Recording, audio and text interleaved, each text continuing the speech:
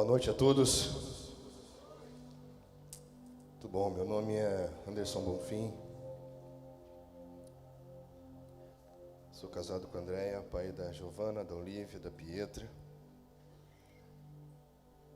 Residimos em Curitiba. Fazemos parte de uma missão chamada Missão Mobilização. E para mim é uma alegria poder estar aqui, poder participar dessa celebração junto com vocês e poder conhecer e fazer novos amigos aqui no Rio de Janeiro. E acredito muito nisso tudo que está sendo proposto. Temos dedicado também a nossa vida, 15 anos a isso. E são tantas coisas poderosas. Iremos falar sobre a cultura do céu, ou sobre o clamor da terra. E eu queria tentar conversar um pouco com vocês e compartilhar com vocês algo que talvez possa nos ajudar a entender tudo isso de uma maneira melhor e a partir daquilo que você já tem ouvido, a partir daquilo que você já tem alcançado. Nós cremos que o reino de Deus se estabelece a partir de leis espirituais.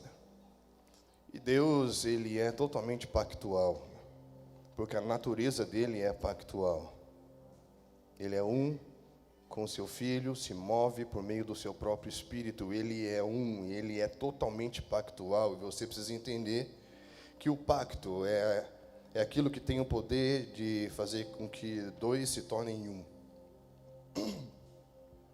Por isso que uma das melhores ilustrações para uma relação pactual é o próprio casamento, porque essa é a legislação do casamento, quando em Gênesis o homem ouve que o padrão, a regulamentação é que o homem saia da sua casa, deixe o seu pai e a sua mãe e se torne uma só carne com a sua mulher, porque no capítulo 4, quando isso é estabelecido como um padrão para todas as gerações, fala que Adão conheceu Eva, os dois se tornaram uma só carne.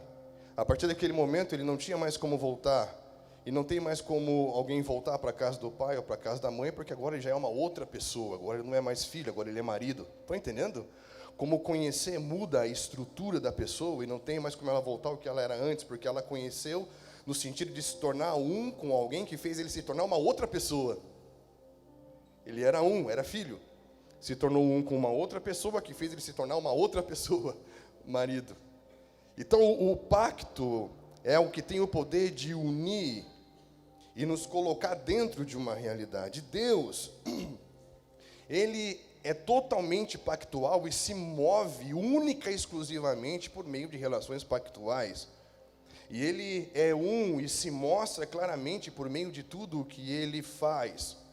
Ele é um com o que ele criou, e Paulo fala em Romanos 1 que podemos ver atributos invisíveis da sua própria divindade quando olhamos para o que ele criou, porque ele olhou o que ele criou e falou, isso é bom, porque ele se envolveu completamente com o que ele criou, ao ponto de podermos ver ele no que ele criou, entende isso?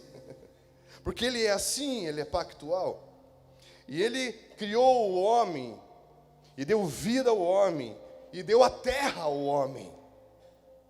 Estamos juntos? Antes de ele dar uma esposa ao homem, ele deu a terra ao homem.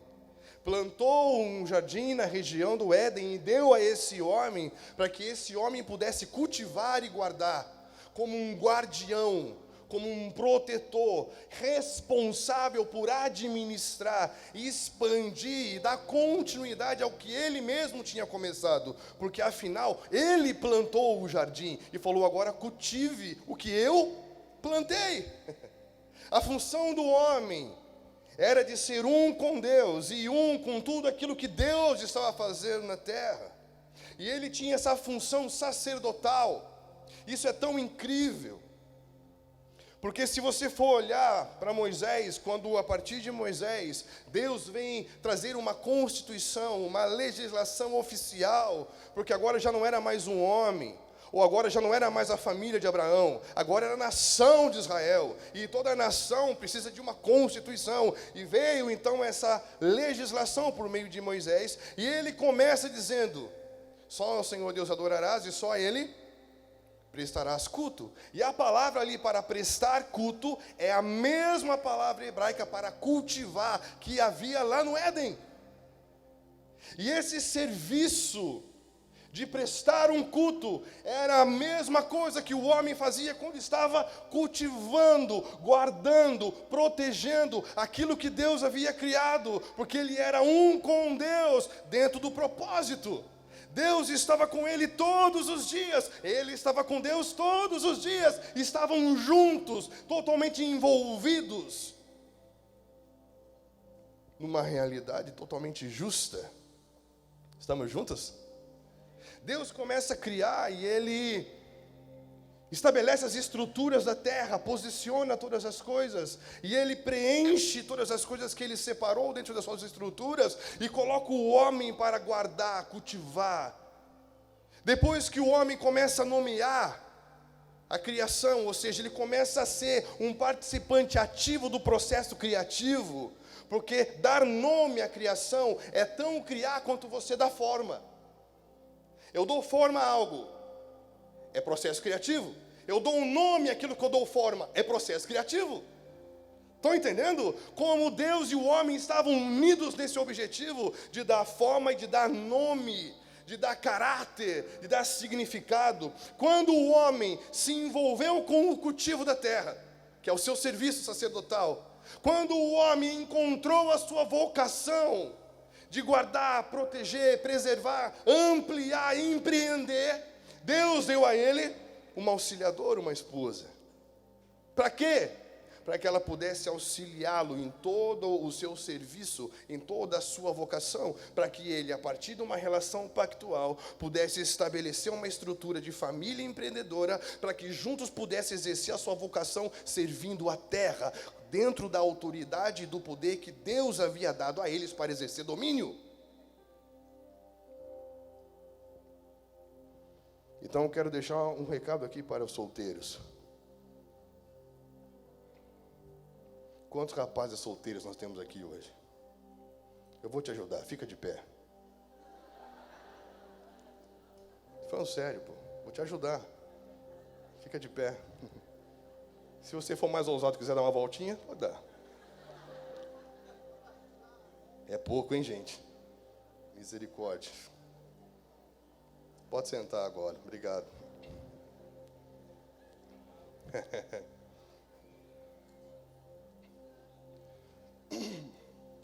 Eu tenho visto muitos jovens ansiosos por encontrar uma esposa.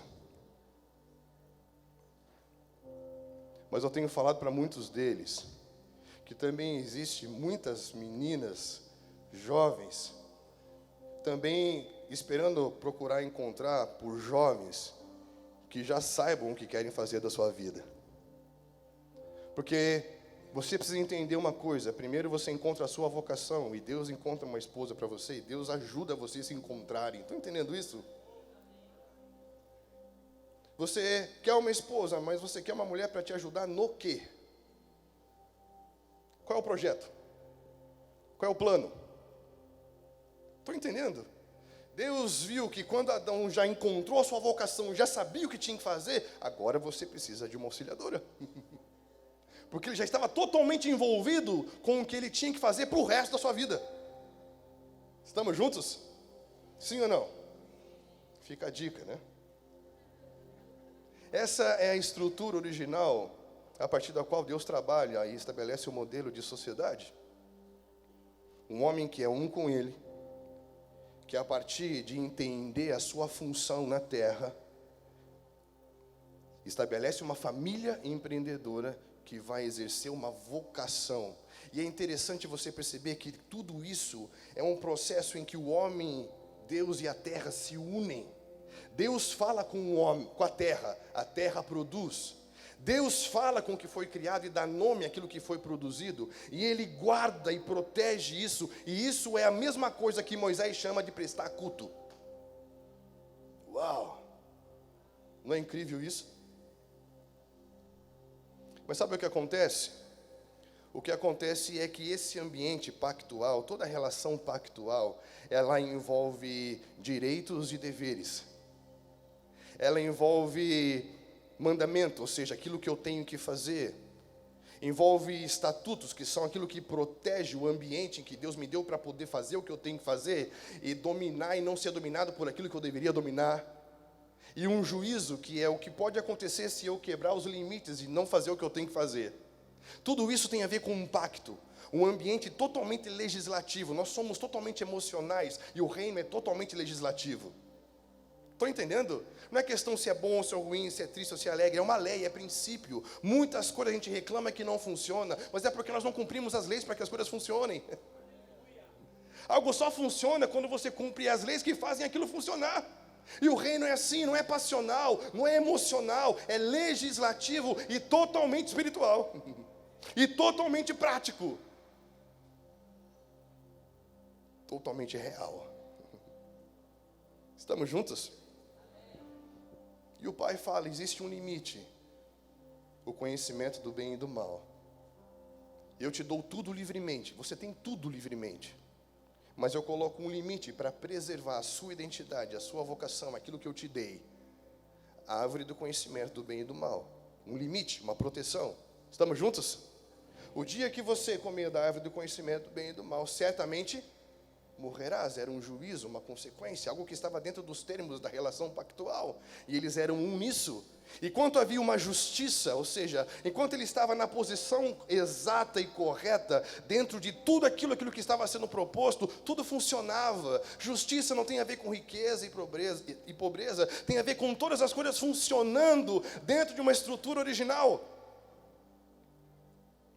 Buscar um reino e um governo tem a ver com buscar essa ordem de funcionamento das coisas.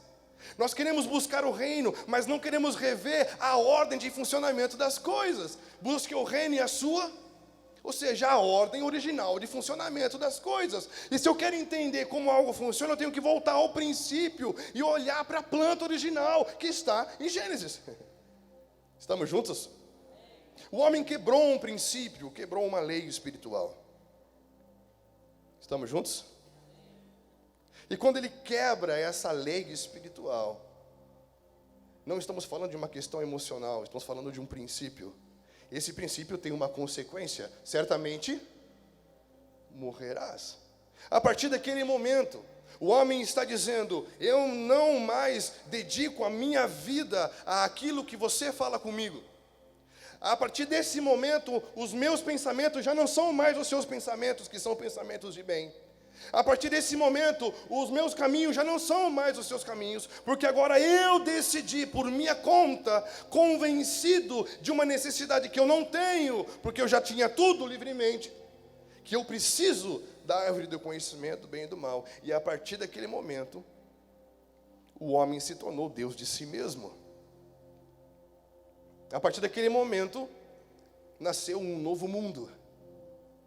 Porque os olhos da alma se abriram para uma nova maneira de ver todas as coisas.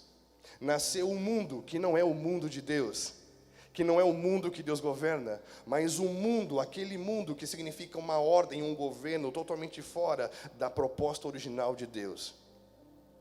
Mundo tem a ver com criação, humanidade e governo. Quando o homem quebra uma lei espiritual, ele inaugura um novo mundo, que não é um mundo criação de Deus, que Deus ama, e não é um mundo governo de Deus, mas um mundo, nova ordem, curso desse mundo, cujo um príncipe, um ser espiritual da potestade do ar, atua sobre a desobediência. A desobediência é o princípio da obediência que faz com que tudo funcione.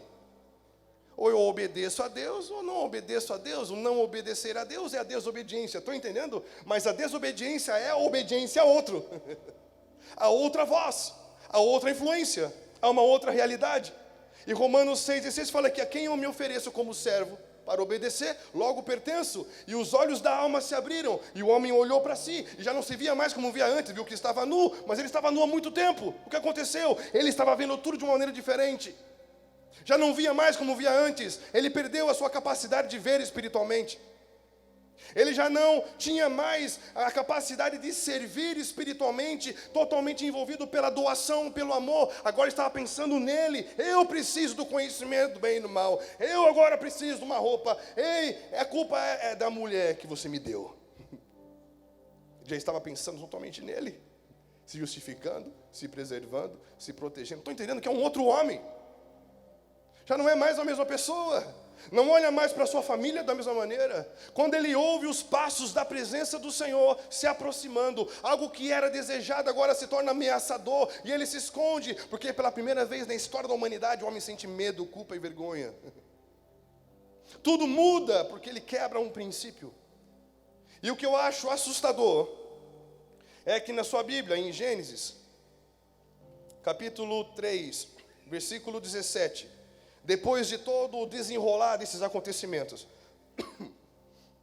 o Senhor diz a Adão: visto que atendeste a voz da sua mulher e comeste da árvore que eu te ordenei que não comeste, maldita é a terra por tua causa, e em fadigas obterás dela o sustento duramente os dias de sua vida. Ela produzirá também cardos e abrolhos, e tu comerás erva do campo. No suor do rosto comerás o teu pão, até que tornes a terra, pois dela foste formado, porque tu és pó e ao pó tornarás. Quem foi que quebrou um princípio? O homem.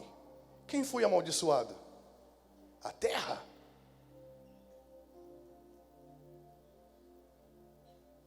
Quem quebrou o princípio? O homem. E quando Deus vem trazer uma palavra para o homem, a maldição é para quem? Por quê? Porque Deus deu a terra ao homem.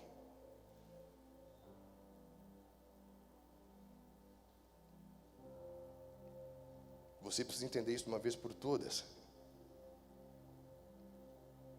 Enquanto você está querendo ir para o céu, você precisa entender: Deus deu a terra ao homem. Olha o que diz na sua Bíblia. Salmo 115, 16 diz que os céus dos céus são do Senhor, porém a terra Ele deu aos filhos dos homens. Os céus são de quem? E a terra? A terra Ele deu para quem? E estamos há anos falando sobre os céus. Só que eu fiquei muito feliz quando eu cheguei aqui e vi o tema: ei, a terra clama. Eu quero que você entenda algo. O homem, ele tem dentro da sua constituição, é o único ser de toda a criação que tem dentro dele a terra e o céu. Porque ele foi formado do pó da terra. Porém o sopro do próprio Deus entrou dele, deu nele vida. Então ele tem dentro dele a terra e o céu. Não é incrível isso? E Deus deu ao homem a terra. Enquanto, presta atenção nisso, enquanto o homem é um com Deus, quando ele fala a terra, quando ele planta na terra, quando ele cultiva e serve, movido por amor doador, não predador, não consumista, não explorador, mas investidor, empreendedor, cultivador, para fazer com que as coisas se expandam e não apenas sejam destruídas. Estão entendendo isso? Nós cultivamos hoje a terra ou destruímos a terra? Somos cultivadores ou somos predadores? Estão entendendo? Deus deu a terra ao homem. Enquanto o homem era um com Deus, o homem se movia na terra, e a terra respondia ao homem, porque entendia a autoridade da presença de Deus na vida do homem que falava com a terra. A terra responde ao homem na mesma medida que o homem responde a Deus. Quando o homem rompe com Deus e fala: eu não preciso mais de você, porque Romanos 1, quando Paulo lê Gênesis, ele fala: uau, o homem se tornou nulo, fútil, vazio em seus pensamentos, escuro, obscuro e confuso nos seus sentimentos, nos seus caminhos. Estão entendendo isso? Por quê? Porque achando-se sábio, tornou-se louco. Por quê? Porque quebrou um princípio que mantinha a ordem e a justiça na terra. E quando o homem entende que agora ele é autônomo, é independente, ele tem a sua cosmovisão, ele criou um novo mundo antropocêntrico, egocêntrico. Deus não está mais nisso.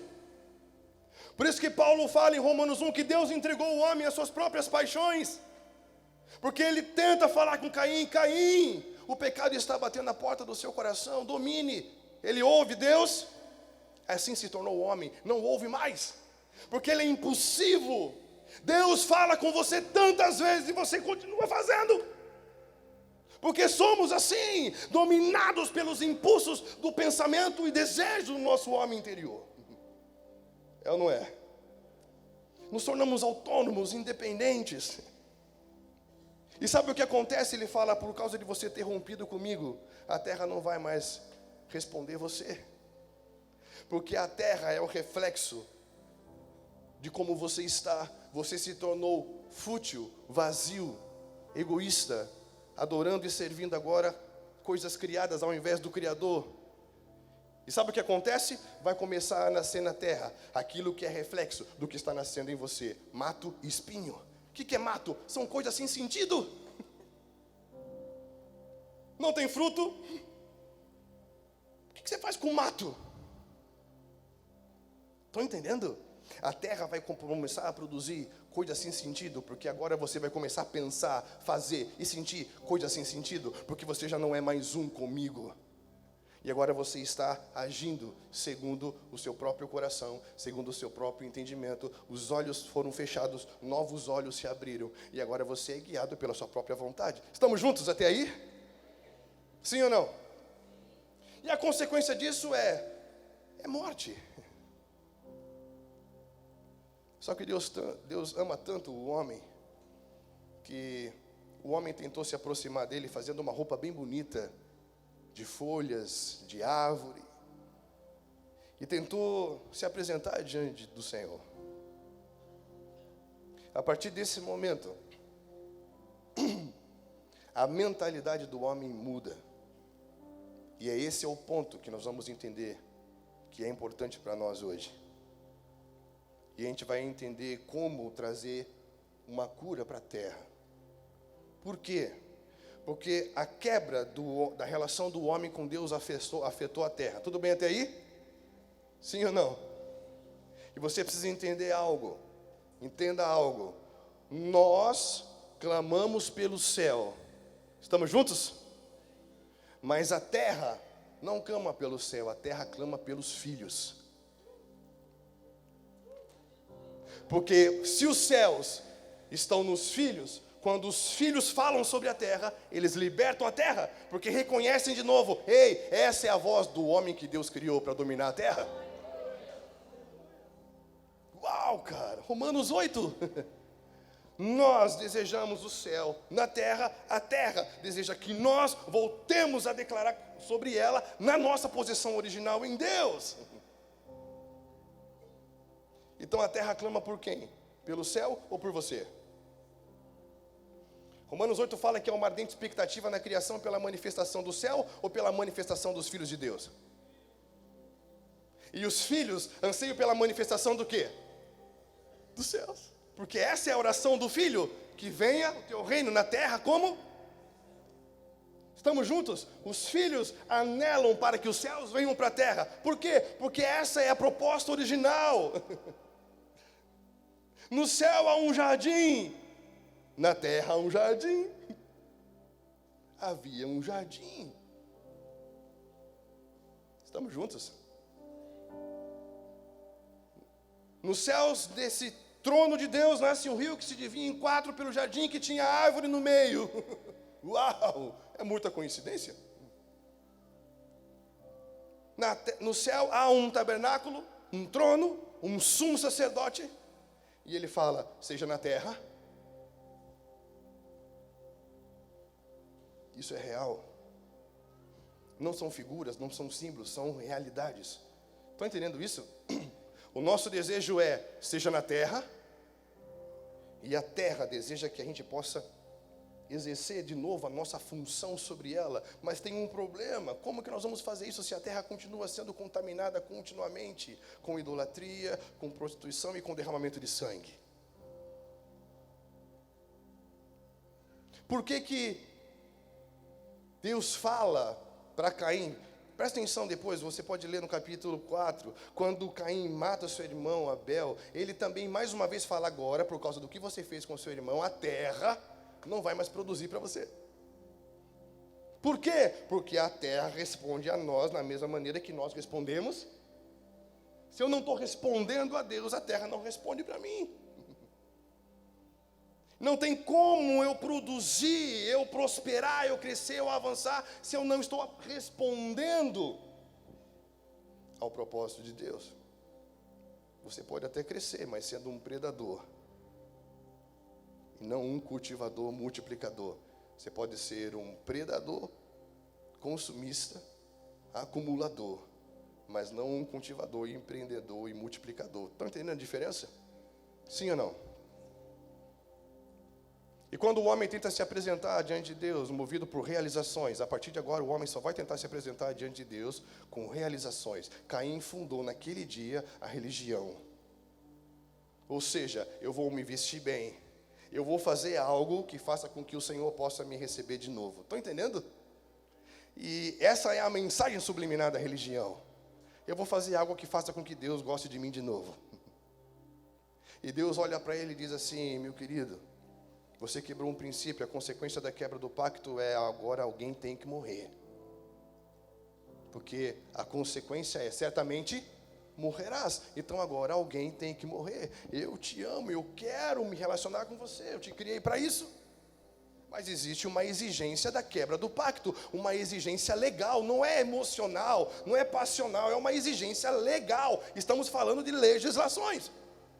E naquele momento, as escrituras falam que o Senhor vestiu o homem pela primeira vez com vestes de animal. E para vestir ele com uma veste de animal, ele teve que derramar o quê? E sangue é o quê? Sangue é vida. Levíticos 17:11 fala que a vida da carne está no sangue. O derramado sangue é o derramar de uma vida. Estão entendendo isso? Era ele anunciando que a partir de agora, para que haja uma cura em você, e automaticamente uma cura na terra, é preciso que haja o derramar de uma vida, que responda à exigência da lei, e faça com que você seja um comigo de novo. E se você for um comigo de novo, quando você falar a terra vai reconhecer a sua voz, e vai reconhecer a minha autoridade em você. Por isso que Cristo falava com as águas, por isso que Cristo tinha autoridade sobre os ventos, por isso que ele movia, por isso que muitos homens na história tiveram autoridade para interferir e modificar ambientes e realidades. Por quê? Porque eram homens que estavam dentro de uma realidade pactual. Estamos juntos? Sim ou não?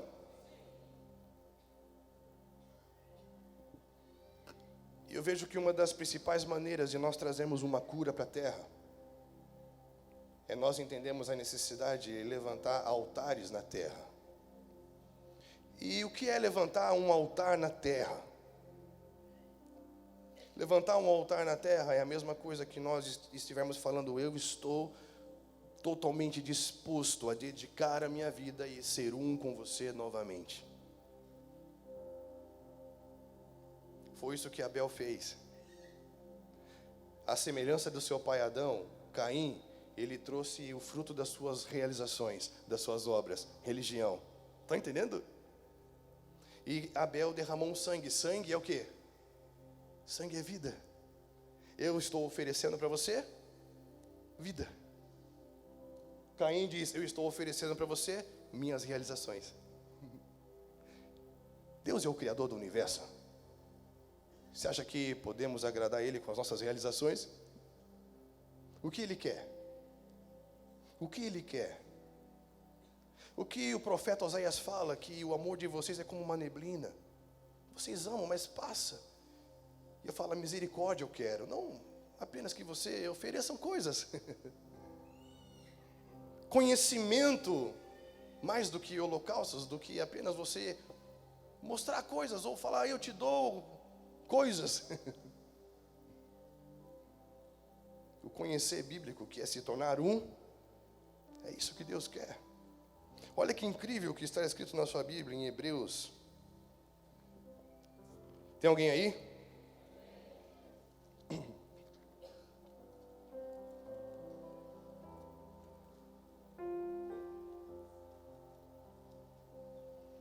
Quero que você entenda que a terra clama por um conserto.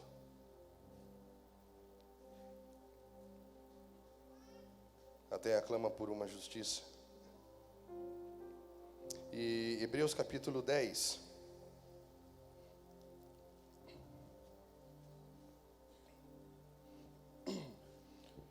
Aqui o autor de Hebreus fala algo muito sério.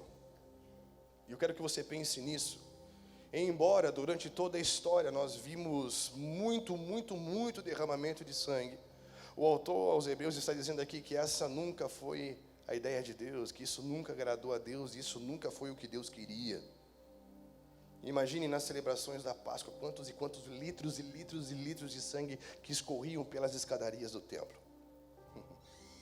Você acha que Deus tinha prazer nisso? Olha o que ele diz aqui. Hebreus capítulo 10, a partir do versículo 5. Por isso, ao entrar no mundo, diz: sacrifício e oferta não quiseste, antes um corpo me formaste. Não te deleitaste com holocaustos e ofertas pelo pecado.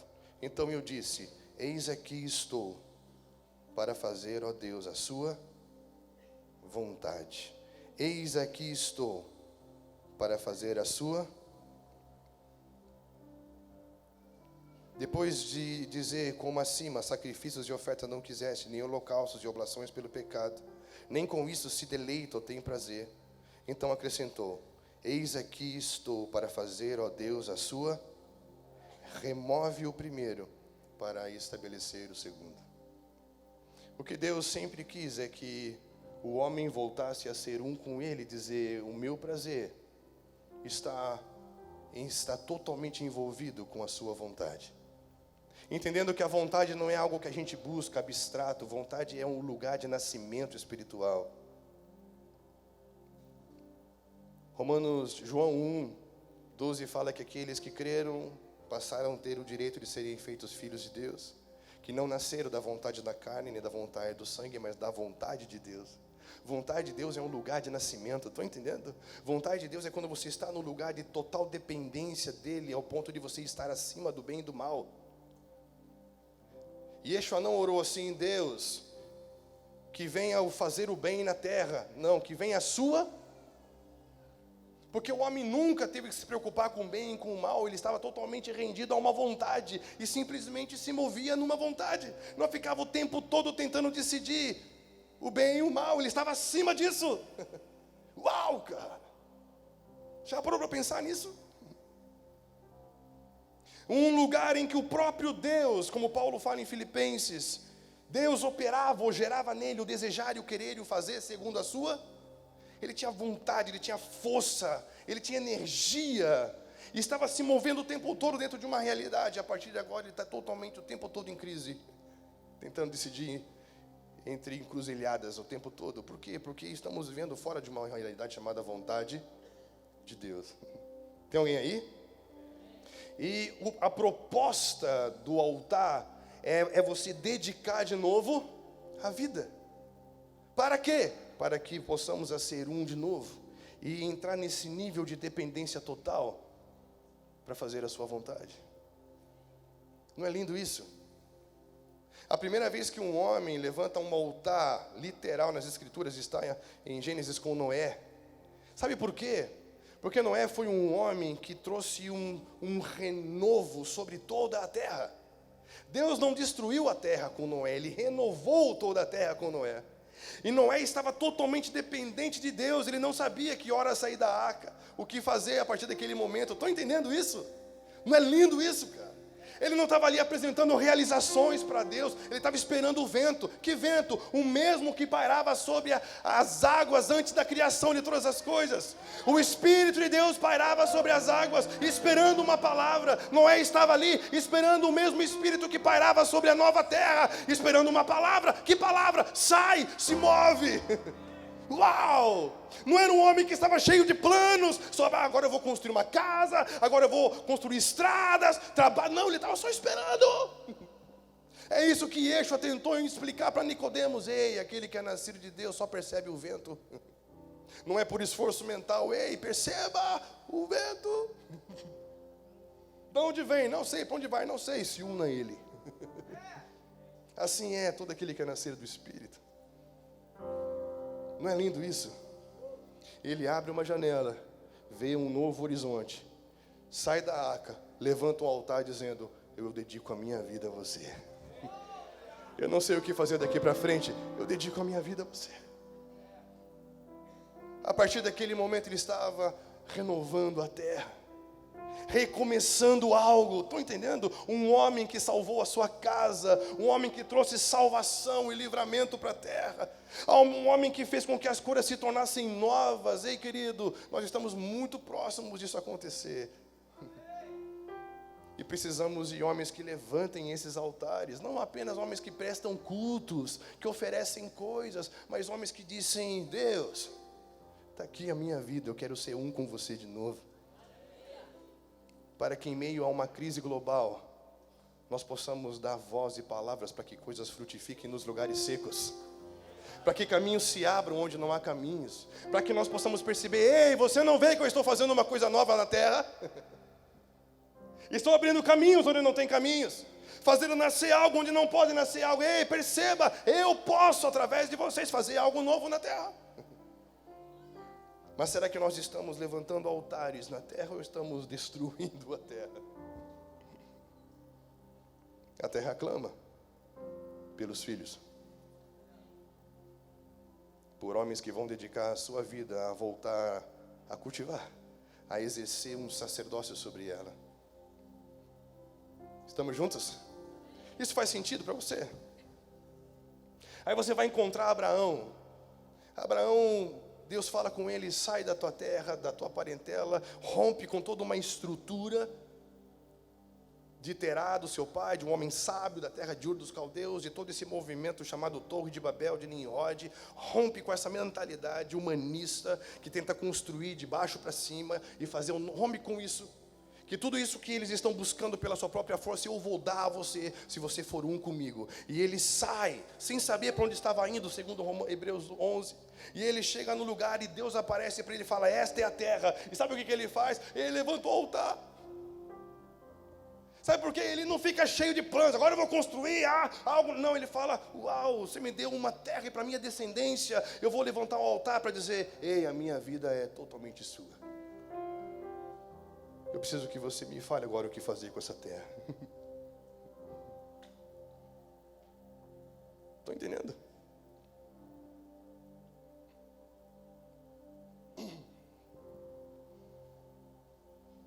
Ele é um homem de 4 altares, porque ele é um homem global, ele é um homem de toda a terra. 4 tem a ver com toda a terra, com os 4 cantos da terra, com 4 elementos, 4 estações, com 4 evangelhos, é algo para a terra. Um homem para abençoar todas as famílias da terra. Isso é Abraão, um homem para o mundo, para todos os tempos e todas as gerações. E ele faz um primeiro altar dizendo: uau, você apareceu para mim, uau, você me deu uma terra para minha descendência, para abençoar. Eu nem sei o que você está falando. Eu não sei nem o tamanho disso que você está falando comigo. Mas o que eu sei é que por mim mesmo eu não vou conseguir entender nada disso que você está falando. E eu vou levantar o altar dizendo: ei, a minha vida é sua. Eu dedico a minha vida a você. Eu morro para a minha vida, para entrar com você nesse projeto. Isso é um altar.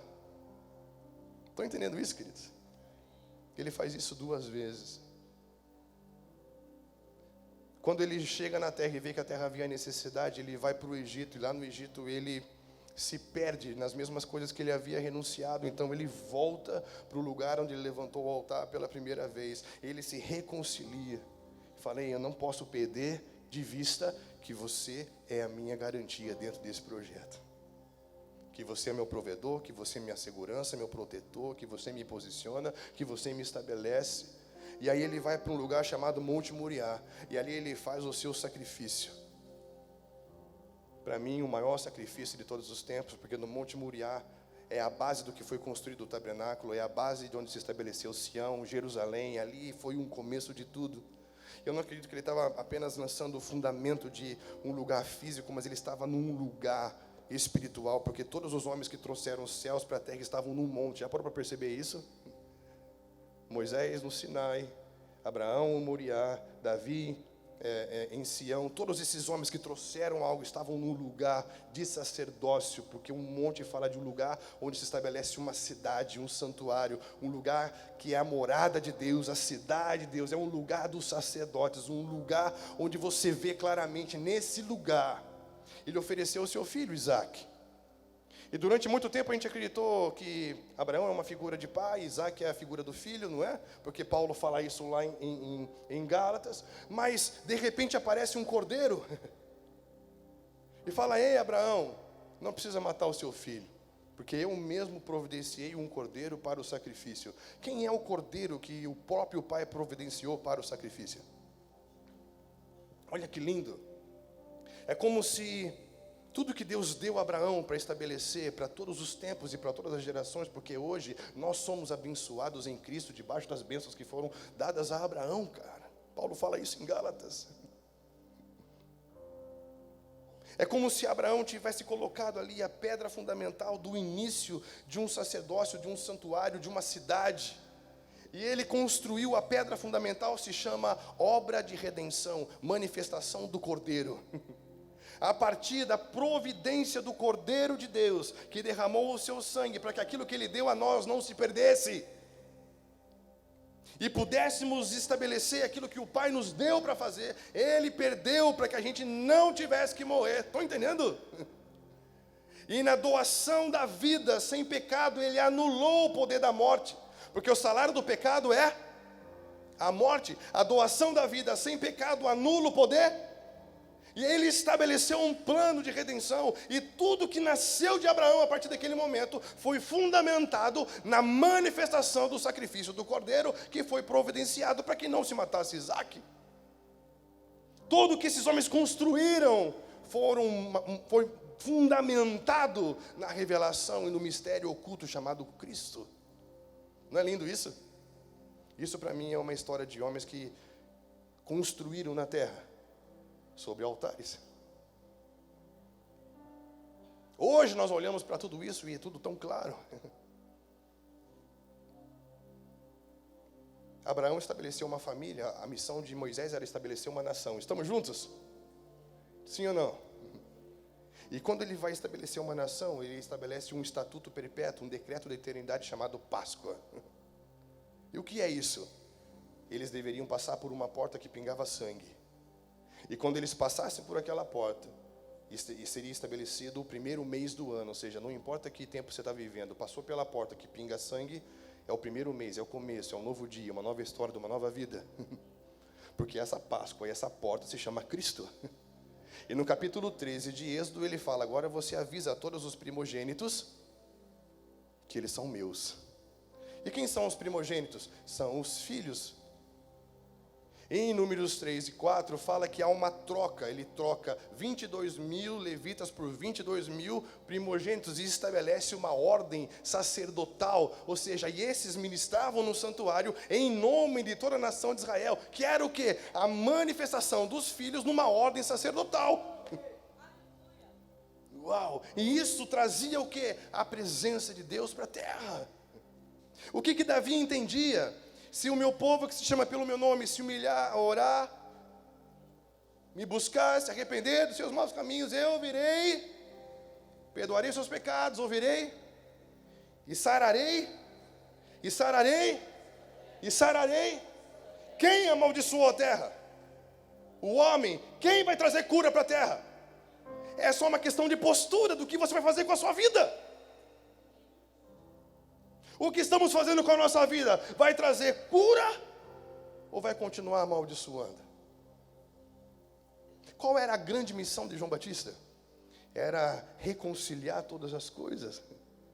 Ele fala: ei, que vocês se convertam, que todos os homens se convertam a Deus, que os filhos se convertam aos pais e o coração dos pais aos filhos, e a terra não será mais ferida com maldição. Todos se voltam a Deus, em Deus todos se encontram, e a terra já não é mais ferida. Quando a terra é ferida? Quando se quebra princípios e leis espirituais. Todo o mal que está sobre a terra é um efeito colateral da quebra dos princípios. Isaías 24:4 fala que a terra murcha, seca, sofre, geme, porque quebrou a aliança, violou os termos do pacto. E é um efeito colateral de contaminação da terra, que traz os 4 juízos de Deus sobre a terra. E o que nós precisamos? De uma posição. Esses homens que trouxeram uma realidade de Deus, dos céus para a terra, foram homens de altares. E que são homens de altares? Homens que oram 24 horas por dia? Não, homens que dedicam a sua vida a Ele 24 horas por dia.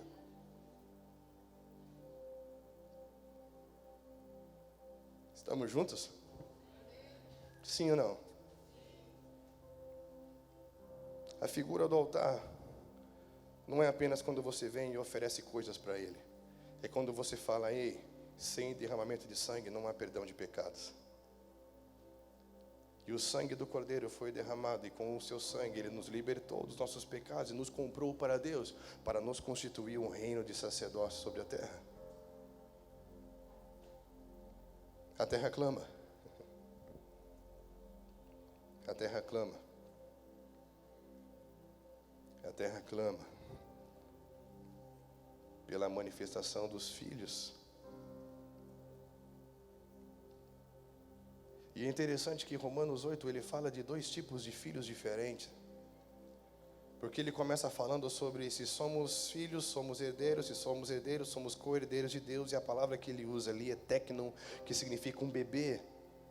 Um bebê que entendeu que ele nasceu dentro de um propósito, dentro de uma realidade, de uma filiação. Só que existe uma realidade que fala que as provações e as tribulações do tempo presente não se comparam com a glória que há de ser revelada em nós. E depois disso, a palavra para filho muda, não é mais teknon, agora é huios. E eu fiquei pensando, o que ele está querendo dizer? Que nós nascemos para essa realidade por meio da obra de Cristo, mas nascemos meninos. Meninos são herdeiros, mas meninos não governam. E o que vai nos fazer crescer? A pressão da vida, do dia a dia.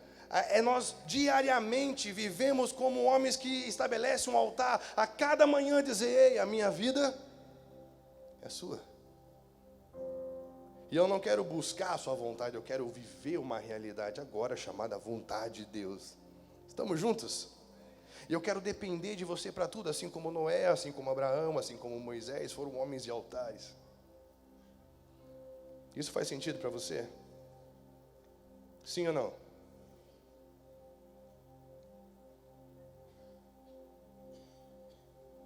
Isso nos estica, isso nos faz crescer.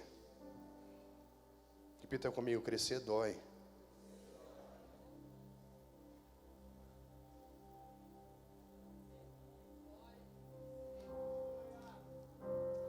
E a terra clama pela manifestação dos filhos maduros. Sabe quem são os filhos maduros? São os primogênitos. Sabe o que é o primogênito? O primogênito é aquele que assume responsabilidade sobre tudo. Meninos querem ir para o céu. Primogênitos assumem responsabilidade sobre tudo.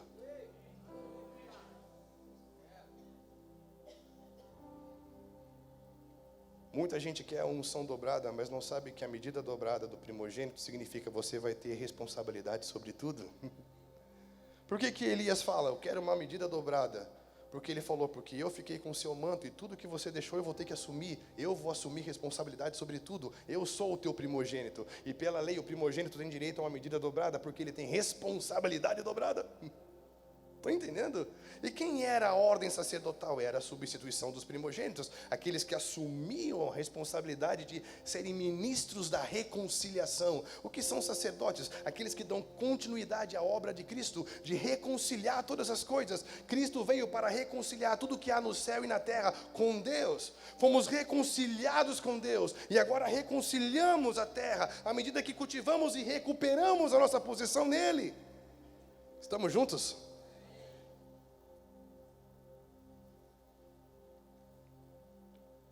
Se você crê na obra de Cristo, e se você crê no seu sangue, você precisa entender que agora a sua vida não te pertence mais. Estamos juntos? Queria que você fosse comigo para... Estou terminando, 2 Coríntios 5.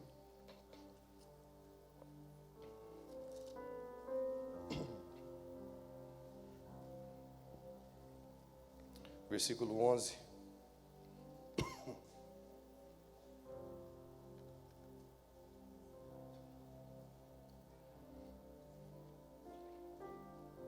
Tem alguém aí?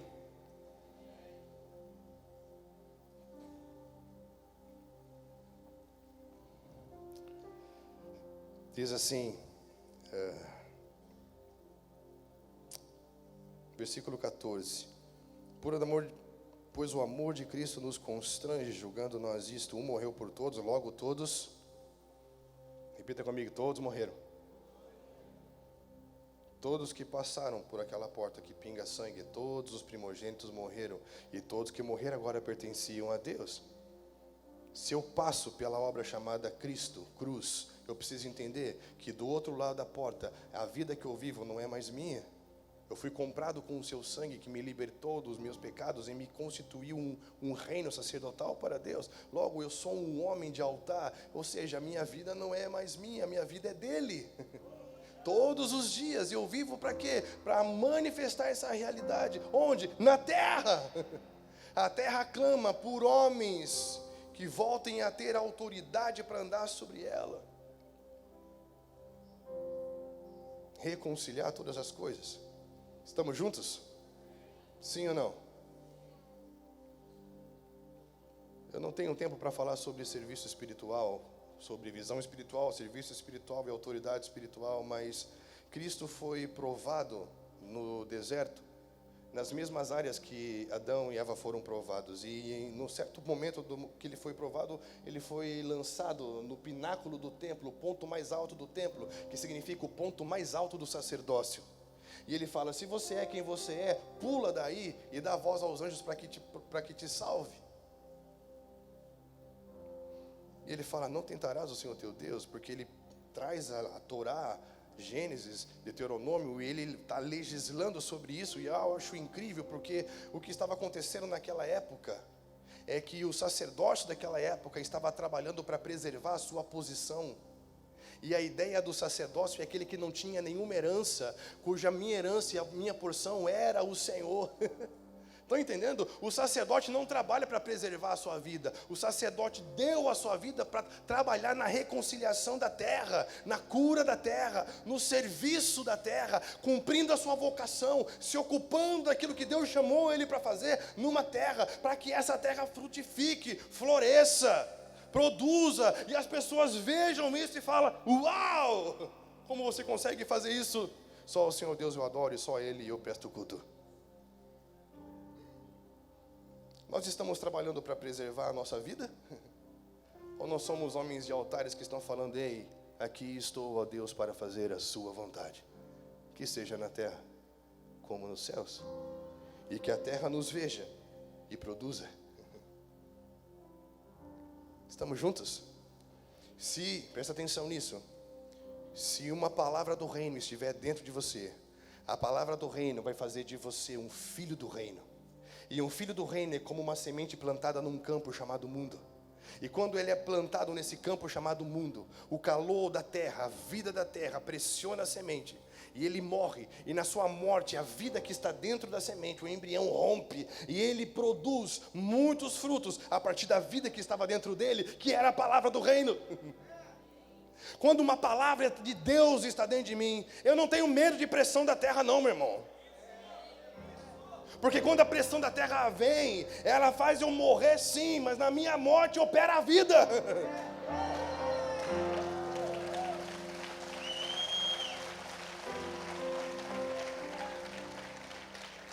E a terra clama por homens que produzam algo a partir da palavra que está dentro. Porque se você tem medo da pressão, é porque talvez você não tenha convicção da palavra que você carrega dentro. E o seu medo é que na pressão da terra, as pessoas vejam que você é um joio. Porque o joio é aquele que é mato, não tem fruto, não tem nenhuma evidência de uma palavra de Deus dentro. Estão entendendo? É aquele que, quando pressionado, não produz nada, só murmuração, guerra, contenda, cobiça, inveja, problemas.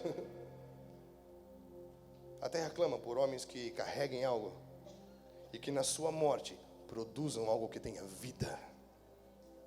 Estamos juntos? Na colheita, quem é que é retirado e lançado no fogo? O joio ou o trigo? O joio é arrancado e lançado no fogo. Quem é que fica sobre a terra? Porque os justos habitarão na terra para sempre. Porque os céus são os céus do Senhor, mas a terra Deus deu aos homens. E o que temos que fazer? Vamos levantar um altar, dizer: não quero aqui oferecer minhas realizações para que você goste de mim. Porque se você tem a minha vida, você tem tudo. E eu vou saber o que fazer com tudo. Eu vou saber o que fazer com os meus filhos, com a minha casa, com a minha vocação, com o meu trabalho, com os meus recursos, com tudo. Eis, aqui estou, ó Deus, para fazer a sua vontade. Estamos juntos? Isso faz sentido para você? Sim ou não? Sim ou não? Eu tenho plena convicção de que a terra clama por isso. Por homens que levantem altares, que tenham um símbolo do sangue e do fogo. O sangue, porque fala que todo o tratado de dívida foi rompido, foi quebrado, foi envergonhado, e fomos reconciliados com Deus. E fogo, porque o fogo restaura a capacidade da terra a produzir. Eu quero orar para que nessa noite Deus nos marque. Nos marque, que você saia daqui convicto de que você tem uma marca. A marca de um sangue, que te faz lembrar todos os dias que a minha vida não é minha, mas é sua. Eu não sou o fim de todas as coisas, mas eu sou o meio pelo qual as coisas vão acontecer a partir daquilo que você deu para mim. Porque somos mordomos, administradores das coisas que são dele. Nada é nosso, tudo é dele. Porque somos um com ele. E ele nos deu as capacidades para poder cultivar e exercer uma função sacerdotal de manter as coisas em ordem e justiça, reconciliando. Somos ministros da reconciliação. Há um amor que nos constrange. Eu vou terminar de ler o texto aqui. Que todos morreram, versículo 15. E ele morreu por todos, para os que vivem, não vivam mais, mas para aquele que por eles morreu e... A questão aqui é a morte ou a vida que você tem a partir da morte? É a vida que você tem a partir da morte. Estão entendendo? Eu não sou um mensageiro da cruz. Eu quero ser um mensageiro da ressurreição. Porque o que a igreja do primeiro século pregava era aquele que vocês crucificaram está vivo. A prova é, os cegos veem, os mortos andam. Algo está acontecendo na terra. Porque há uma manifestação dos filhos de Deus sobre ela. Todos morreram. Para quê? Para que agora aqueles que vivem não vivam mais para si mesmos, mas para aquele que por eles morreu e ressuscitou. E no versículo 17 fala: se alguém está em Cristo, é uma nova criatura. As coisas antigas já se passaram e todas se fizeram novas. Tudo provém de Deus, que nos reconciliou consigo mesmo por meio de Cristo e nos deu o ministério da reconciliação. Um novo homem é um reconciliador, porque Deus o reconciliou e deu a ele esse ministério. Então pare de desejar: eu sou apóstolo, sou profeta, não, seja um ministro da reconciliação. Quer um ministério? Seja um ministro da reconciliação.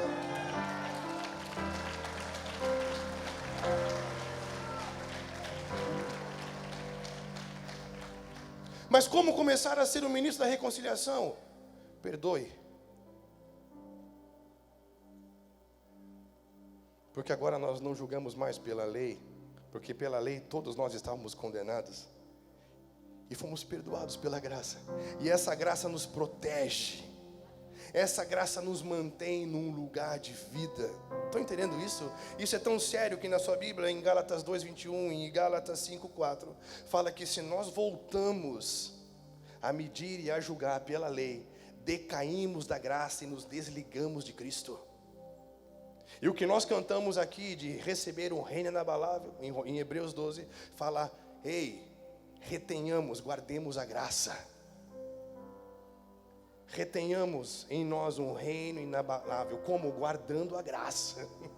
Por quê? Porque essa é a base do ministério da reconciliação. Como vamos reconciliar a terra se eu não consigo me reconciliar com a pessoa que está perto de mim? Se eu não consigo perdoar? Qual que foi a oração de Cristo? Venha o teu reino, seja feita a tua vontade na terra como no céu. Me dá o pão de cada dia, para que a necessidade não me segue da visão profética e espiritual. E me ajuda a perdoar quem me ofende. Para que eu continue o ministério sacerdotal da reconciliação, eu tenho que aprender a perdoar todos os dias. E não me deixes cair em tentação, mas me dê autoridade espiritual para declarar que o seu reino está sendo estabelecido na terra. O Pai está fazendo isso, querido. Uma nova cultura. Uma cultura do céu. Porque a terra clama pela manifestação dos filhos de Deus. A ordem dos primogênitos. O mesmo texto de Hebreus 12.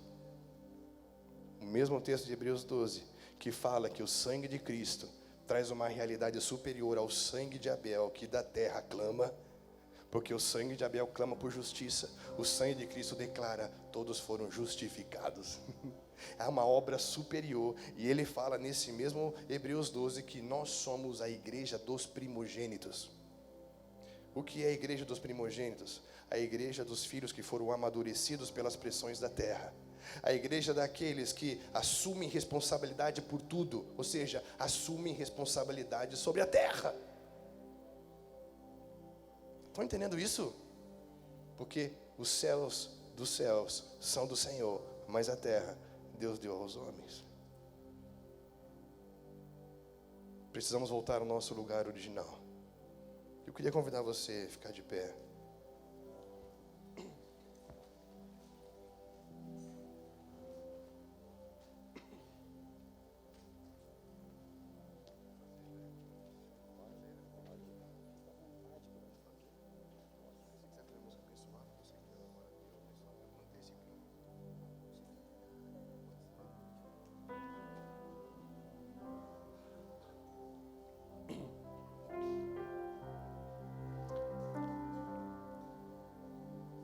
Se isso faz sentido para você, eu queria que nós fizéssemos um ato agora. Eu queria que você entendesse que não estamos fazendo um ato emocional, mas um ato legislativo e espiritual. Estamos juntos? Nós vamos